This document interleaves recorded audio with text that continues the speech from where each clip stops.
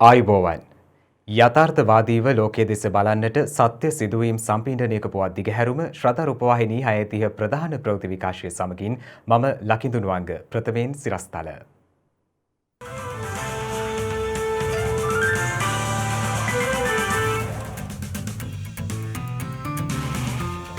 මෙරටට කොවිඩ් මර්ධන එන්නත ගෙනීම කඩිනම් කරන බව ජනපති ගම සමග පිරිසඳර වැඩසටහනට එක්වෙමින් අවධාරණය කරයි. දඩ මුදල් ගෙවීමට නොහැකිව බන්ධනාගාරගතව සිටි සියලු රැඳවියන්ට ජනාධිපති සමාව. දඩ මුදල් නොගෙවා බන්ධනාගාරයේ සිටින සියලුම සිරකරුවන් නිදහස හම්බ වෙනවා. පාස්කු ප්‍රහාරයට සම්බන්ධ ශ්‍රී ලාංකිකයින් තිදෙනෙකුට ඇමරිකා අධිකරණයකින් අධිචෝදනා. ගවයින් ආශ්‍රිතව පැතිර යන වෛරසය ගැන සොයන්න විශේෂ කමිටුවක්. ඉන්දියාවේ රෝහලක ඇති වූ ගින්නකින් අලුත් උපන් බිරිඳුන් 10ක් ජීවිතක්ෂයට.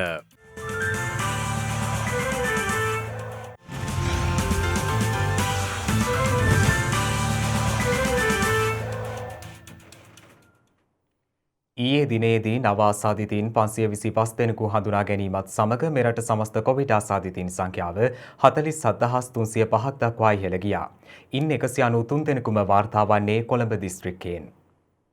පසුගිය දිනෙන් වාර්තා වූ කොවිඩ් ආසාදිතයින් අතරින් 524 දෙනෙකුම පෑලියගොඩ කොවිඩ් පොකුරේ ආශ්‍රිතයින් වනවා. එමෙන්ම ඊයේ දිනේ හඳුනාගත් ආසාදිතයින් අතර විදේශ මුහුදු ආරක්ෂකයෙකුද වන බවයි රජයේ ප්‍රවෘත්ති දෙපාර්තමේන්තුව සඳහන් කළේ. ඊයේ හඳුනාගත් ආසාදිතයින් අතරින්ද වැඩිම ආසාදිතයින් සංඛ්‍යාවක් වාර්තා වී ඇත්තේ කොළඹ දිස්ත්‍රික්කයෙන් වන අතර එම සංඛ්‍යාව 193ක්. සෙසු ආසාදිතයින් අතරට ගම්පහ දිස්ත්‍රික්කයෙන් ආසාදිතයින් 94ක් සහ වවුනියාව දිස්ත්‍රික්කයෙන් ආසාදිතයින් 56 දෙනෙකු හඳුනාගත් බවයි සෞඛ්‍ය අංශ සඳහන් කළේ.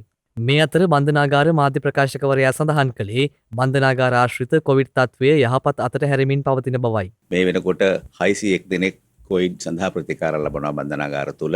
බන්ධනාගාර තුලින් සොයාගත් රෝගීන් පිටස්තර මධ්‍යස්ථානවල ප්‍රතිකාර ලබනවා බන්ධනාගාර ආරක්ෂාව යටතේ. ඒ වගේම බන්ධනාගාර තුලින් 4241ක් හිටපු රෝගීන්ගෙන් සුවය ලැබලා 621කට අඩු වෙලා තියෙනවා. ප්‍රවණතාවයේ බලනකොට බන්ධනාගාර තුල කොවිඩ් රෝගීන්ගේ තත්ත්වය හොඳ හතට හැරෙමින් තිබෙන බවයි කියන්න තියෙන්නේ. මේ අතර තවත් කොවිඩ් මරණ 3ක් මෙරටින් ඊයේ වාර්තා වීමත් සමග මෙරට සමස්ත කොවිඩ් ආසාදිත මරණ සංඛ්‍යාව 225ක් දක්වා ඉහළ ගියා.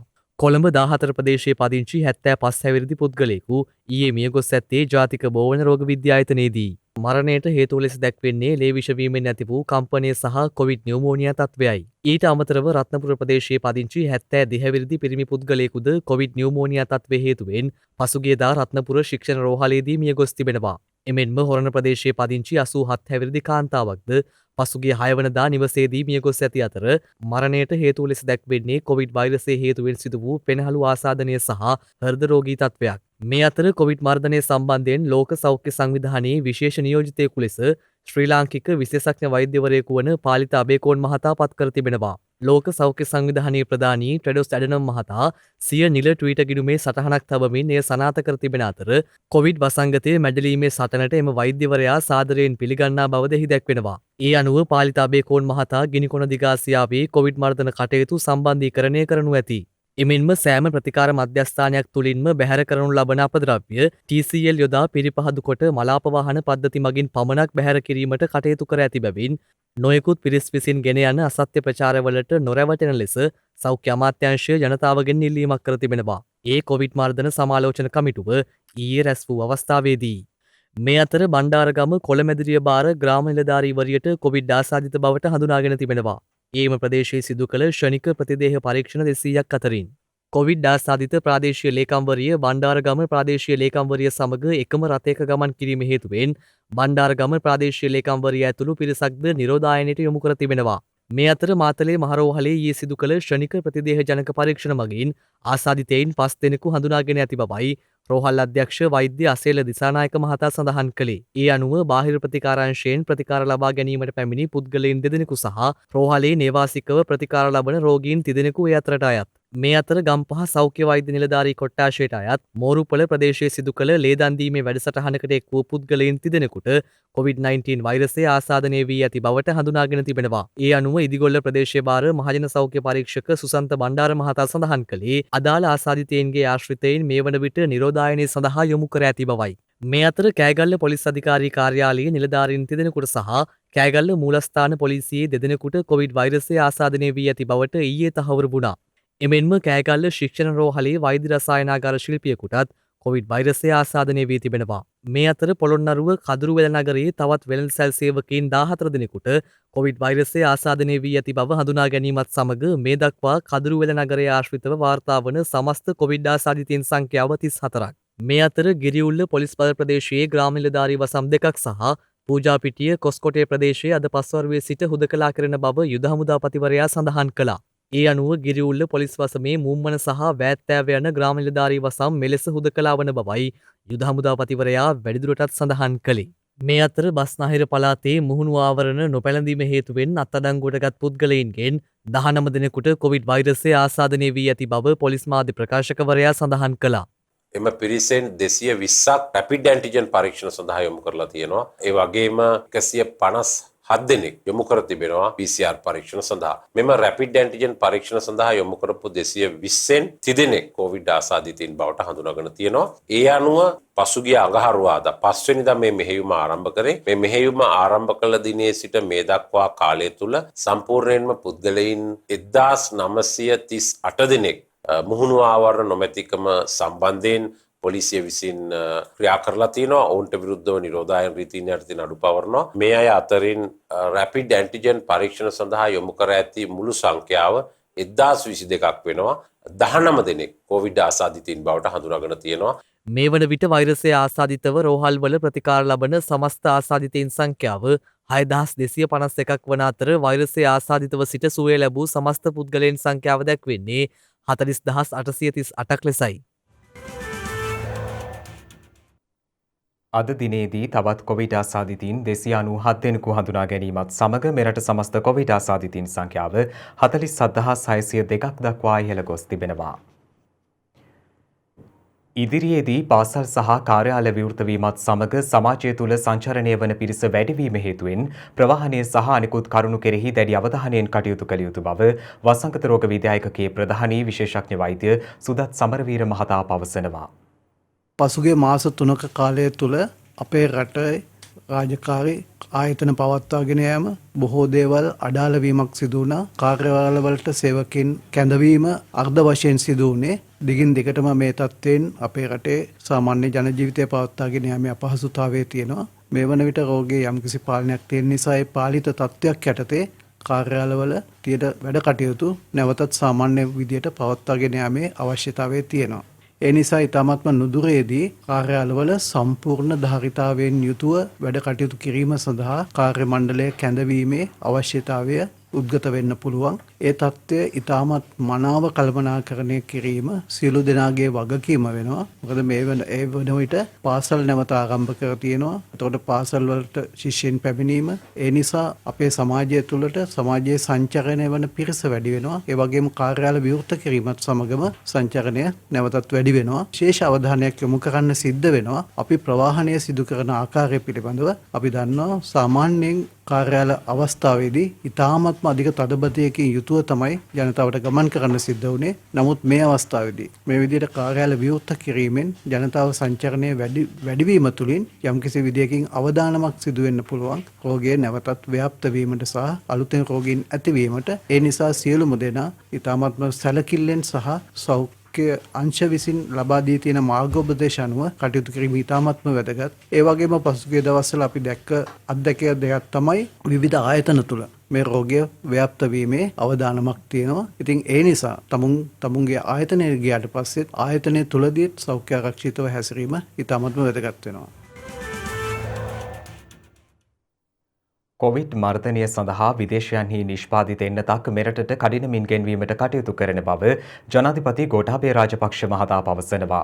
අද අම්පාරෝහණ ප්‍රදේශයේදී පැවති ජනපති ගම සමග පිළිසඳර වැඩසටහනේ පස්වන අධීර සමගින් එක් වෙමිනුයි ජනාධිපතිවරයා මේ බව සඳහන් කළේ. ජනපති ගම සමග පිළිසඳර වැඩසටහනේ පස්වන අදියර අද පැවැත්වුණේ අම්පාර උහුණ ප්‍රාදේශීය ලේකම් කොට්ටාශයේ ලාහුගල ප්‍රාථමික විද්‍යාලයේදී. ඒ සඳහා ප්‍රදේශයේ මහජන නියෝජිතින් සහ රාජ්‍ය නිලධාරීන්ද එක් වුණා. ජනාධිපතිවරයා හැටියට ඒ වගේම රජය හැටියට අපේ ප්‍රතිපත්තියේ මූලික දෙයක් තමයි කෘෂිකර්මාන්තය දියුණු කරන්න. විශේෂයෙන්ම මේ කෘෂිකර්මාන්තයේ යෙදීලා ඉන්න ඒ පවුල්වල ඉඩම් ලබා දෙන එක, පොහොර ලබා දෙන එක සහ ඒගොල්ලන්ගේ ජීවන තත්ත්වය ඉහළ යන්න, ආදායම ඉහළට ගෙන යන්නට අවශ්‍ය වන දේවල් ලබා දෙන්න තමයි අපේ මූලික ප්‍රතිපත්තිය. මේ සංවර්ධනය ස්ථිරසාර සංවර්ධනයක් බවට පෙරලන්න තමයි මේ ගමින් ගමට ගිහිල්ලා නිලධාරීනුත් ගෙනහිල්ලා පහසුකම් ග්‍රාමීය ජනතාවට ලබා දෙන්න ක්‍රියා කරන්න. අපි මුලින් ආපු වෛරසය පාලනය කරගත්තා දක්ෂ ලෙස. නමුත් දෙවනවර ආපු වෛරසය ඉතා ඉක්මනින් බෝ වෙන නිසා මේක ජනතාවක් හැටියටත් තේරුම් අරගෙන ප්‍රවේශම් වෙන්නට ඕන. එන්නත් මේ වෙනකොටත් ඒ ඉන්දියාව, ඒ වගේම ලෝක සෞඛ්‍ය සංවිධානය, චීනය, රුසියාව වගේ රටවල් සමග මේක ඉක්මනින්ම අපිටත් ලබා ගන්නට කටයුතු කරගෙන යනවා.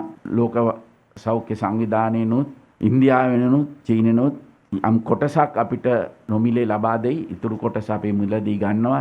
මේ සියලුම අවශ්‍ය අයට මේ එන්නත ලබා දෙන්නට ක්‍රියාදාමය අපි දැනටමත් යොදලා තියෙනවා. දඩ මුදල් ගෙවීමට නොහැකිව බන්ධනාගාරගතව සිටින සියලු සිරකරුවන් ජනාධිපතිවරයා විසින් විශේෂ රාජ්‍ය සමාවක් යටතේ නිදහස් කිරීමට පියවරගෙන තිබෙනවා. බන්ධනාගාර දෙපාර්තමේන්තුවේ මාධ්‍ය ප්‍රකාශක බන්ධනාගාර කොමසාරිස් චන්දන ඒකනායක මහතා සඳහන් කළේ COVID-19 වසංගත ව්‍යාප්තිය සැලකිල්ලට ගනිමින් මෙම පියවර ගෙන ඇති බවයි. COVID-19 වසංගතයේ පැතිරීම කරුණු මත විශේෂ රාජ්‍ය සමාවක් ජනාධිපතිතුමා විසින් පිරිනමා තිබෙනවා. ඒ අනුව මෙම රාජ්‍ය සමාවට සියලුම දඩ මුදල් නොගෙවා බන්ධනාගාරයේ සිටින සියලුම සිරකරුවන් නිදහස හම්බ වෙනවා. ඒ අනුව බන්ධනාගාරයේ සිටින සියලුම දඩ මුදල් නොගෙවීම මත සිරගත වී සිටින සියලුම දෙනා නිදහස් කරනවා. බන්ධනාගාරයෙන් නිදහස් කරන රැඳවියන් PCR පරීක්ෂණයකට ලක් කර ඔවුන් ආසාදිත නොවන බව සොයාගෙන තිබෙනවා නම් ඔව්ව නිදහස් කරන බව එම ප්‍රදේශයේ බාර මහජන සෞඛ්‍ය පරීක්ෂකයටත් ඒ වගේම ඒ ප්‍රදේශයේ බාර පොලිස් ස්ථානාධිපතිතුමාටත් අපි දැනුම් දෙනවා. ඊට අමතරව ඔහු පොසිටිව් නම්, ඔහු ආසාදිතයෙක් නම් අප විසින්ම ඔහුව ප්‍රතිකාර මධ්‍යස්ථානයට යොමු කරලා අද අවශ්‍ය කාලයේ තබලා නැවත PCR එක කරලා තමයි ඔහුව සමාජයට මුදාහරින්නේ. ඒ නිසා මේ නිදහස් වෙන අය ගැන සමාජයේ බිය විය යුතු නැහැ කියන එකත් කියන්න ඕනේ. පාස්කු ප්‍රහාරයට සම්බන්ධ ශ්‍රී ලාංකිකින් තිදෙනෙකුට එරෙහිව අමරිකානු අධිකරණ දෙපාර්තමේන්තුව චෝදනා ගොනු කර තිබෙනවා. මීට අමතරව ප්‍රහාරය සිදු කළ මරාගෙන මැරෙන බෝම්බකරුවන් 8 දෙනා සම්බන්ධයෙන් අධිකරණ ක්‍රියාමාර්ග ගැනීමට නියමිත බවයි එම දෙපාර්තමේන්තුව නිවේදනය කළේ. මෙලෙස චෝදනා එල්ල වී ඇත්තේ මොහොමඩ් නව්ෆ, මොහොමඩ් අන්වර්, මොහොමඩ් රිස්කාන් සහ අහමඩ් මිල්හාන් හයාතු මොහොමඩ් යන පුද්ගලයින්ටයි. මොහොමඩ් නව්ෆ නැමැත්තා මේ වන විට අපරාධ පරීක්ෂණ දෙපාර්තමේන්තු භාරයේ පසුවන අතර පාස්කු ප්‍රහාරයේ ප්‍රධාන මෙහෙයවන්නා ලෙස ඔහු හඳුනාගෙන තිබෙනවා. අහමඩ් මිල්හාන් හයාතු මොහොමඩ් පාස්කු ප්‍රහාරයෙන් අනතුරුව මැද පෙරදිග දිය අත්අඩංගුවටගෙන මෙරටට පිටුවහල් කෙරුණා. 29 හැවිරිදි ඔහු ජාතික තෞහිද් ජමාත් සංවිධානයේ නව නායකයා ලෙසයි හඳුනාගෙන ඇත්තේ. මොහොමඩ් නව්ෆ සහ මිල්හාන් යන සැකකරුවන්ට IS ත්‍රස්ත පුහුණුව ලබා ගැනීම සම්බන්ධයෙන්ද ඇමරිකා අධිකරණ දෙපාර්තමේන්තුව චෝදනා එල්ල කර තිබෙනවා. පාස්කු ප්‍රහාරයෙන් පුද්ගලින් 268 දෙනෙකු මිය ගිය අතර ඊට ඇමරිකානු පුරවැසියන් 5 දෙනෙකුද අයත්. කැලිෆෝනියා ප්‍රාන්තයේ ඇමරිකානු රජයේ නීතිඥ නික් හැනා සඳහන් කර ඇත්තේ ලොව ඕනෑම ස්ථානයක ඇමරිකානුවෙකු ත්‍රස්තවාදී ඉලක්කයක් වුවහොත් ඇමරිකාව ඊට එරෙහිව දැඩි ක්‍රියාමාර්ග ගන්නා බවට මෙම නඩුව කදිම නිදසුනක් බවයි. දිවයින පුරා පැතිර යන ගව රෝගය දිස්ත්‍රික්ක 14කින් පමණ මෙවන විට වාර්තා වී තිබෙනවා. ඒ හේතුවෙන් එම වෛරස් රෝගය සම්බන්ධයෙන් සොයා බැලීම සඳහා සමාජිකයින් 7 දෙනෙකුගෙන් සමන්විත කමිටුවක්ද පත් කර තිබෙනවා. ඒ අනුව කිලිනොච්චිය, වවුනියාව, අනුරාධපුරය, පොළොන්නරුව සහ කුරුණෑගල දිස්ත්‍රික්කවල බහුලව මෙම වෛරස් රෝගය දක්නට ලැබෙන බවයි පශු සම්පත්, ගොවිපළ ප්‍රවර්ධන හා කිරිබිත්තර ආශ්‍රිත රාජ්‍ය අමාත්‍ය ඩී.බී. හේරත් මහතා සඳහන් කළේ. කෙසේ වෙතත් මේ සම්බන්ධයෙන් කඩිනමින් තොරතුරු ලබා දෙන ලෙසට බලධාරීන්ට උපදෙස් ලබා දුන් බවද අමාත්‍යවරයා සඳහන් කළා. ගවයින්ට වැළඳෙන මෙම රෝගය පිළිබඳව සොයා බැලීම සඳහා එම අමාත්‍යංශයේ ලේකම්වරයාගේ ප්‍රධානත්වයෙන් සත්පුද්ගල කමිටුවක්ද පත් කර තිබෙනවා. ඒ අනුව මෙම කමිටුව මගින් රෝග ව්‍යාප්තිය එය පාලනය කිරීම සඳහා ගත යුතු ෂණික ක්‍රියාමාර්ග මෙන්ම රෝගය වැළඳීම නතර කිරීම සඳහා පළාත් මට්ටමින් කිරිගොවීන් දැනුවත් කළ යුතු ආකාරය පිළිබඳව නිර්දේශ ඉදිරිපත් කරනු ඇති. කැෆ්රි ෆොක්ස් නැමති වෛරස් ගණයට අයත් ගවයින්ට වැළඳෙන සමෙහි ගැටිති රෝගයක් වන මෙහි වාහකයා වන්නේ මැස්සන් බවටයි තහවුරු වී ඇත්තේ. මේ වන විට මෙම වෛරස් රෝගී තත්ත්වය ගවයින් 7500කට අධික සංඛ්‍යාවකට වැළඳී ඇති බවයි සත්ව නිෂ්පාදන හා සෞඛ්‍ය දෙපාර්තමේන්තුව සඳහන් කළේ. කොවිඩ් ව්‍යාප්තිය හමුවේ දේශීය සිනමා කර්මාන්තය රැක ගැනීම සඳහා රාජ්‍ය මැදිහත්වීමෙන් දෙවසරක කාලයකට සහන ලබා දීමට තීරණය කර තිබෙනවා. ඊයේ අග්‍රාමාත්‍ය මහින්ද රාජපක්ෂ මහතා සහ සිනමා වෘත්තිකයින්ගේ සංගම් හා සංවිධානවල නියෝජිතයින් අතර පැවති සාකච්ඡාවකදී මේ අතර මහා සංඝරත්නය වෙනුවෙන් නව රක්ෂණ ක්‍රමවේදයක් හඳුන්වා දීමද ඊයේ සිදු කෙරුණේ අග්‍රාමාත්‍ය මහින්ද රාජපක්ෂ මහතාගේ ප්‍රධානත්වයෙන්. ශ්‍රී ලංකා රක්ෂණ සංස්ථාවේ නාගරාජ ශාක්‍යපුත්‍ර ඥාති වෛද්‍ය රක්ෂණ ක්‍රමය හඳුන්වා දීම ඊයේ අග්‍රාමාත්‍ය මහින්ද රාජපක්ෂ මහතාගේ ප්‍රධානත්වයෙන් අරලියගහ මන්දිරයේදී සිදු වුණා. ඒ අනුව නිවේදනයක් නිකුත් කරමින් අග්‍රාමාත්‍ය මාධ්‍යාංශය සඳහන් කළේ එම රක්ෂණ ක්‍රමය හඳුන්වා දෙමින් අග්‍රාමාත්‍යවරයා විසින් මහා සංඝරත්නයට රක්ෂණ සහතිකපත් පිළිගැන්වූ බවයි. සංඝයා වහන්සේලාගේ මව පියා සහෝදර සහෝදරියන් රජයේ රෝහලක හෝ පෞද්ගලික රෝහලක රෝහල්ගත වීමකදී දිනකට රුපියල් 10 බැගින් රුපියල් 15000ක උපරිමයක් සහ රෝහල්ගතව සිදු කරනු ලබන වෛද්‍ය පරීක්ෂණයකදී හෝ අවශ්‍ය බෙහෙත් සඳහා රුපියල් 25000ක උපරිමයක් දක්වා ගෙවීම මෙම රක්ෂණ ක්‍රමය මගින් සිදුවනවා. මේ සඳහා වාර්ෂිකව ගෙවිය යුතු වන්නේ රුපියල් 2000ක මුදලක් පමණයි. එය පුණ්‍ය කටයුත්තකදී සදහැවතුන්ට පූජා කිරීමේ හැකියාවද පැවතීම විශේෂත්වයක්. මෙම රක්ෂණ අවස්ථාව ඉදිරියේදී අන්‍යාගමික පූජකතුමන්ලා වෙනුවෙන්ද ක්‍රියාත්මක කිරීමට බලාපොරොත්තු වන බවද එම නිවේදනයේ සඳහන්. මේ අතර ඉඩමක් හිමි එහෙත් නිවසක් ඉදිකර ගැනීමට නොහැකි සංඝයා වහන්සේලාගේ දෙමාපියන් වෙනුවෙන් එක් නිවසක් සඳහා රුපියල් ලක්ෂ 6 බැගින් නිවාස 2000ක් ඉදිකිරීම සඳහා අග්‍රාමාත්‍යවරයාගේ උපදෙස් පරිදි මේ වන විටත් මුදල් ප්‍රතිපාදන වෙන් කර ඇති බවයි එම නිවේදනයේ වැඩිදුරටත් සඳහන් වන්නේ. කොවිඩ් ව්‍යාප්තිය හමුවේ දේශීය සිනමා කර්මාන්තය රැක ගැනීම සඳහා රාජ්‍ය මැදිහත්වීමෙන් දෙවසරක කාලයකට සහන ලබා දීමට තීරණය කර තිබෙනවා. ඊට අදාළ සාකච්ඡාව ඊයේ පැවැත්වුණේ අග්‍රාමාත්‍ය මහින්ද රාජපක්ෂ මහතාගේ ප්‍රධානත්වයෙන් අරලියගහ මන්දිරයේදී. සිනමා කර්මාන්තයේ නියැලෙන වෘත්තිකයන්ගේ සංගම් හා සංවිධාන ආශ්‍රිත ගැටළු සාකච්ඡා කිරීමට එම හමුව කැඳවා තිබුණා.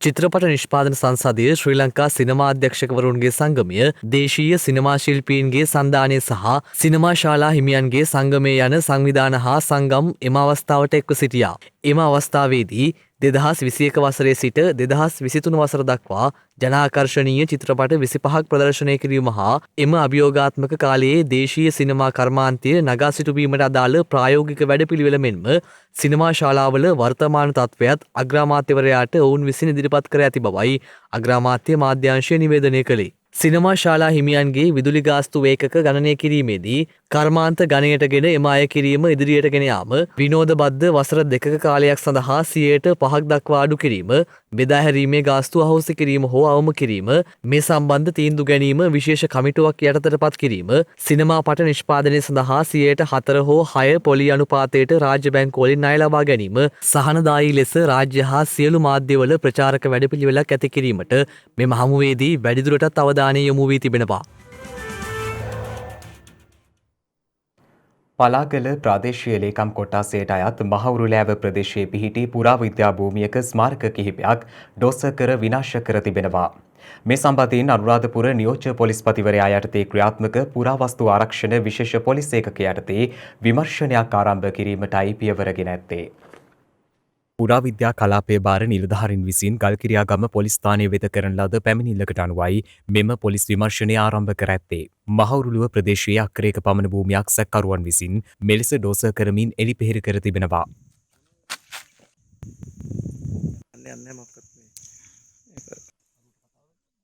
වගා කටයුතු සඳහා බව පවසමින් එම භූමිය ඩෝස කර ඇති බව දැනට සිදු කළ මූලික පොලිස් විමර්ශනවලින් හෙළි වී ඇති බවයි වාර්තා වන්නේ. එම භූමිය තිබූ පැරණි ගල්කණු ඇතුළු පැරණි ස්මාරක රැසක් එහිදී ඩෝස කර දමා සැකකරුවන් ඒවාට හානි සිදු කර තිබෙනවා.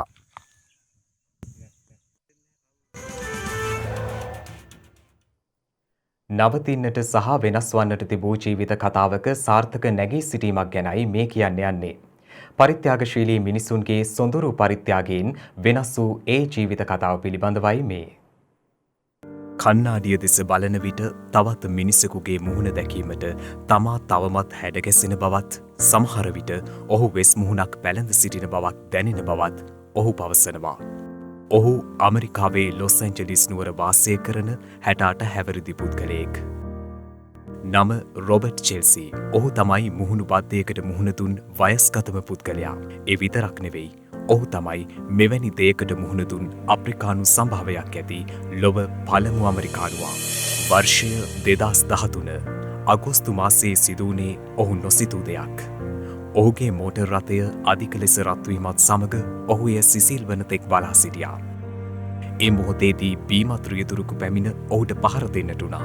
ඒ සමගම සුළු මොහොතකින් චෙල්සිගේ මෝටර් රථය අධික උෂ්ණත්වයට පත්ව තිබූ නිසාම මෝටර් රථය ක්ෂණිකව ගිනිතැල් මත ගිලී යන්නට වුණා. මගේ මෝටර් රථය අහසට නැගී පහළට පැමිණ පුපුරා ගියා. චෙල්සි පවසනවා. ගිනිගත් සුන්බුන් හේතුවෙන් ඔහුට මුහුණේ තොල්, වම් කන, දිව සහ නාසය කොටස් අහිමි වන්නේ අවාසනාවන්ත ලෙසයි. මෙය චෙල්සිගේ බාහිර අවයවවලට සේම අභ්‍යන්තර අවයවවලටත් බලපෑම් කරන්නට වුණා. ඔහුගේ රුධිර පීඩනය ඉතා වැඩි වුණා. මේ නිසාම මෙය අඩු කිරීම සඳහා වෛද්‍යවරු උත්සාහ කළා. ඔහුගේ තොල්, නාසය සහ ඇඟිලිවල පටක සෙමෙන් මිය යන්නට වුණා. ඔහුගේ ශරීරයෙන් 75% පමණ මේ හේතුවෙන් විනාශ වුණා. චෙල්සි මාස 6ක් තිස්සේ කෝමා තත්ත්වයේ පසු වූ අතර ඔහුගේ තොල්, නාසයේ කොටසක් සහ වම් කන නැවත සකස් කිරීමට නොහැකි වුණා. මුළුමනින්ම බද්ධ කිරීමක් සඳහා සලකා බැලීමට පෙර චෙල්සිට සැත්කම් 30කට වැඩි ප්‍රමාණයක් විඳ දරා ගැනීමට සිදු වූ අතර වසර 3ක පුළුල් ශාරීරික හා මානසික ඇගීම් වලට භාජනය වන්නටත් ඔහුට සිදු වුණා. ඔහුගේ අනතුරෙන් වසර 5කට පසු මුහුණු බද්ධ කිරීමක් සඳහා එම ලයිස්තුවට ඇතුළත් කළ නමුත් ඔහුගේ සමේ ස්වභාවයට ගැලපෙන පරිත්‍යාගශීලියෙකු සොයා ගැනීමට බොහෝ කාලයක් බලා සිටීමට ඔහුට සිදු වුණා. නමුත් අවසානයේදී රෝහල් කාර්ය මණ්ඩලයට චෙල්සිගේ මුහුණට ගැලපෙන පැහැයෙන් යුතු මුහුණක් සොයා ගැනීමට හැකි වූ අතර පැය 16ක සැත්කම සඳහා වෛද්‍යවරුන් සහ හෙදියන් 45 දෙනෙකුගෙන් යුත් කණ්ඩායමක් සමග ඔහුගේ මෙම බද්ධ කිරීමේ කටයුතු සිදු වුණා. ශල්‍ය වෛද්‍යවරුන් විසින් ඔවුන්ට ලැබුණු පරිත්‍යාගශීලී මුහුණේ සමයේ ස්තර එකින් එක චෙල්සිගේ මුහුණට දමා එය එකට සම්බන්ධ කිරීමද සිදු කළා. මෙම මිල කළ නොහැකි ත්‍යාග පරිත්‍යාග කිරීමට පෙළඹුණු පරිත්‍යාගශීලී පුද්ගලයාට සහ ඔහුගේ පවුලේ අයට ආශිර්වාද කරන්නත් චෙල්සි අමතක කරේ නැහැ. ඔහුගේ බද්ධ කිරීමේ ප්‍රධාන ශල්‍ය වෛද්‍යවරයා සඳහන් කළේ චෙල්සිගේ සිදුවීම මගින් මුහුණ බද්ධ කිරීමේ අභියෝගය සහ එක්සත් ජනපදයේ කළු සහ සුදු රෝගීන් අතර ඇති විෂමතා යළිත් ඉස්මතු කළ බවයි. දැන් ඔහු නව මුහුණු බද්ධයත් සමග වෙනතාමෙන් සිටිනවා. හැම දවසක්ම ඔහුට නව දවසක්. නවතින්න තිබුණු බොහෝ දේවල් දැන් නිවැරදිව වෙනස් වෙලා. ඒ මතින් ඔහු ජීවිතය සොයා යනවා. විවිධ ભેද පස කළා පරිත්‍යාගශීලී සොඳුරු මිනිසුන් නිසා ඔහු දැන් ආයෙත් hina වෙනවා.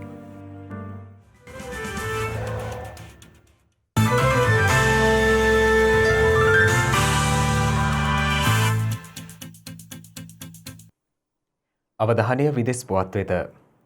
තවදුරටත් ප්‍රචණ්ඩත්වය දනවන සුළු ප්‍රකාශ නිකුත් කිරීම හේතුවෙන් අමරිකානු ජනාධිපති ඩොනල්ඩ් ට්‍රම්ප්ගේ ට්විටර් ගිණුම ස්ථිරව මත්හිටුවීමට ට්විටර් සමාගම තීරණය කර තිබෙනවා.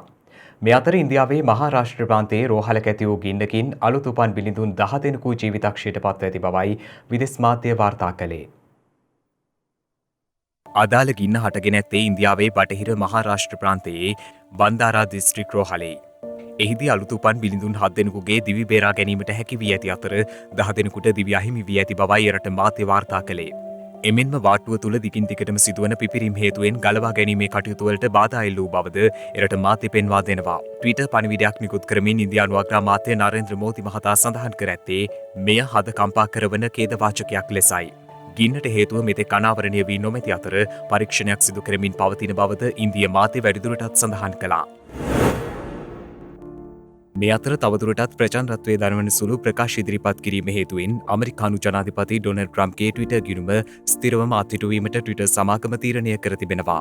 එම සමාගම බ්ලොග් සටහනක් තවමින් ඒ බව තහවුරු කර ඇති බවයි විදෙස් මාධ්‍ය වාර්තා කළේ. ඒ අනුව ඇමරිකාවේ පසුගියදා පැවති ගැටුම්වලට සහාය දැක්වූ පුද්ගලයින් දේශප්‍රේමීන් ලෙස අමරිකානු ජනාධිපතිවරයා සිය ට්විටර් ගිණුමේ සටහනක් තබමින් ප්‍රකාශ කර තිබෙනවා. අදාළ ප්‍රකාශයෙන් අනතුරුව ඔහුගේ ට්විටර් ගිණුම පැය 12ක කාලයක් සඳහා తాවකාලිකව අත්හිටුවීමට පියවර ගත් අතර ඊට පසුවද ඩොනල්ඩ් ට්‍රම්ප් විසින් ද්වේෂ සහගත ප්‍රකාශ සිදු කර ඇති බැවින් ඔහුගේ ට්විටර් ගිණුම ස්ථිරවම අත්හිටුවීමටයි ට්විටර් සමාගම පියවර ගෙන ඇත්තේ. ජනපති ට්‍රම්ප්ගේ ප්‍රධාන සංනිවේදන මෙවලම ට්විටර් සමාජ මාධ්‍ය වන අතර එමගින් මිලියන 88කට වැඩි තම ආධාරකරුවන්ට ඍජු සංනිවේදනයක් සිදු කිරීමට හැකියාව පවතිනවා.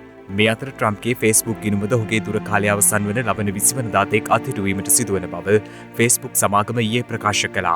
එමෙන්ම ලබන 20 වනදා පැවැත්වීමට නියමිත අමරිකානු නව ජනාධිපති ජෝ බයිඩන් නිල දිවුරුම් දීමේ උත්සවය සඳහා තමන් සහභාගී නොවන බවට ඩොනල්ඩ් ට්‍රම්ප් ප්‍රකාශ කර ඇති බවයි විදෙස් මාධ්‍ය වාර්තා කළේ.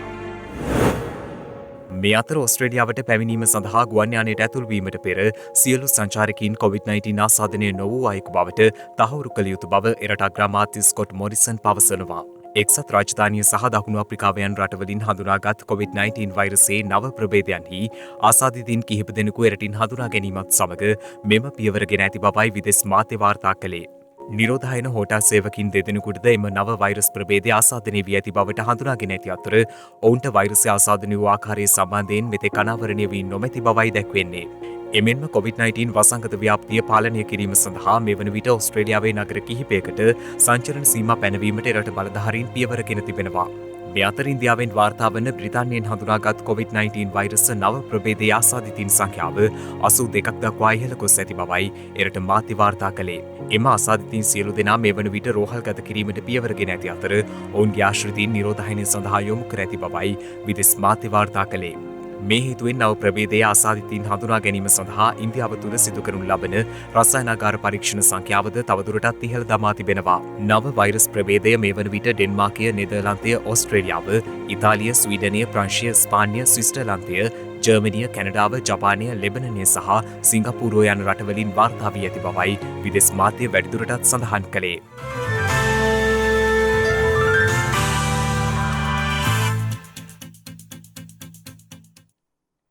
කාලගුණ විද්‍යා දෙපාර්තමේන්තුවේ ස්වභාවික විපත් පිළිබඳ පූර්ව අනතුරු ඇඟවීමේ මධ්‍යස්ථානය විසින් තද වැසි පිළිබඳ අවවාදාත්මක නිවේදනයක් නිකුත් කර තිබෙනවා. එමගින් දක්වා ඇත්තේ හෙට සහ අනිද්දා දිනයේත් දිවයිනේ බොහෝ ප්‍රදේශවල වැසි සහිත කාලගුණ තත්ත්වයක් බලාපොරොත්තු විය හැකි බවයි.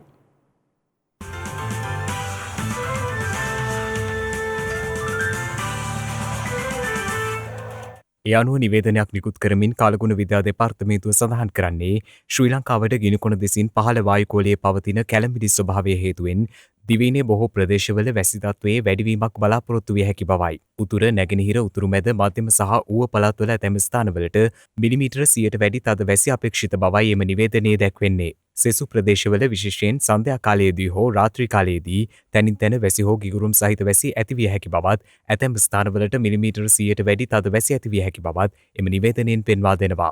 ගිගුරුම් සහිත වැසි සමග ඇතිවිය හැකි තාවකාලික තද සුළං වලින් සහ අකුණු මගින් සිදුවන අනතුරු අවම කර ගැනීමට අවශ්‍ය පියවර ගන්නා ලෙසයි කාලගුණ විද්‍යා දෙපාර්තමේන්තුව ජනතාව දිනක සටහන් නිමවන්නට මතෙන් හෙට දවසේ වැදගත්කම ගැනයි මේ අවධානය.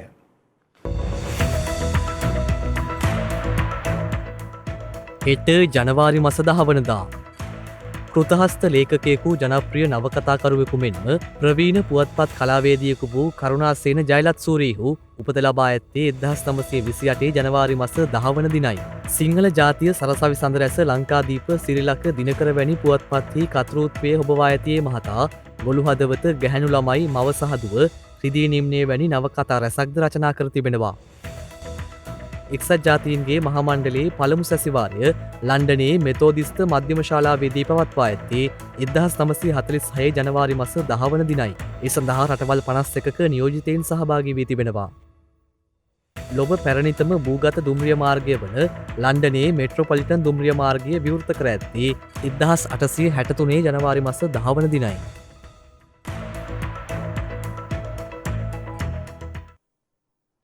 ඒ සමගින් ශ්‍රද්ධා ප්‍රධාන ප්‍රවෘත්ති විකාශය නිමාවට පත්වනවා. හමුවෙමු හෙටත් සවස 6:30ට. තෙරුවන් සරණයි. නමෝ බුද්ධාය. මෙවැනි වැදගත් පුවත් නැරඹීම සඳහා ශ්‍රද්ධා TV News YouTube channel එක subscribe කර සීනුව සලකුණු වන්න.